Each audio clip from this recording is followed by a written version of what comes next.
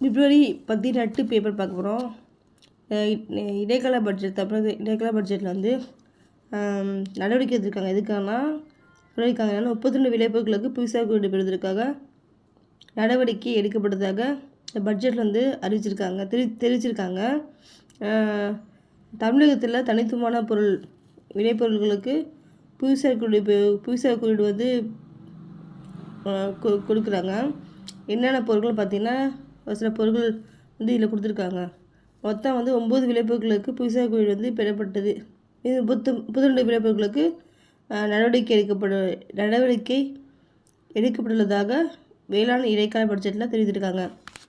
இந்த 5 ஆண்டுகளில் தனித்துவமான விளைபொருட்களுக்கு புதுசாக குறியீடு பெறுவதற்கான நடவடிக்கை மேற்கொள்ளப்பட்டு வருகிறது.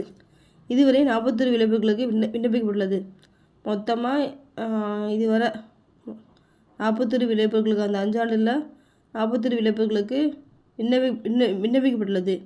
இதுக்கான புதுசாக குறியீடு பெறுவதற்காக இதில் வந்து சோளவந்தான், வெற்றிலை, பண்ரொட்டி பலாப்பழம், பண்ரொட்டி முந்திரி, விருதுநகர் சம்பா-வத்தல், ராமநாதபுரம் சித்திரைக்கார் அரிசி, புளியங்குடி, இதெல்லாம் வந்து எலுமிச்சை, செட்டிக்குளம் சின்ன வெங்காயம், தீயமலை அரிசி, கவுந்தம்பாடி நாட்டு சக்கரை, இந்த 9 விளைபொருட்களுக்கு புதுசாக குறியீடு பெறப்பட்டுள்ளது.